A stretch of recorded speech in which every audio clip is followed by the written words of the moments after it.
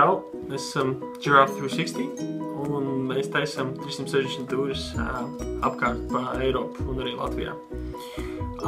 Ko inkubators mums ir palīdzējis? Pirmais, kad es pirmo reizi aizgāju uz inkubatoru, mums bija ideja arī Latvijā uztaisīt tādu Latvijas vizuālu platformu, kur tu vari izstaigāt pilsētas, ieiet iekšā uzņēmumos, pastīties restorānus, viesnīcas un tā tālāk. Un toreiz bija kaut kāda aptuvena vīzija.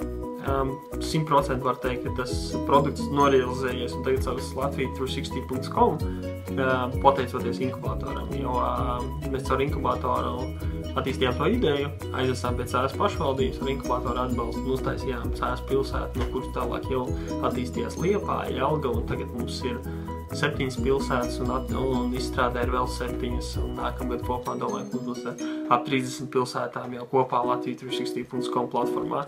Tas sliktais ir, kad inkubators kā atbalsta instruments nav lietojams, viņš nav vērts, jo birokrātiskais aparāts ir pārāk sarežģīts, laikietilpīgs, Latvijas sakot vienkārši pārāk liels čakars. Ir jābūt pārbaudas mehānismiem, bet tiem pārbaudas mehānismiem ir jābūt samērāmiem un viņiem ir jābūt efektīviem.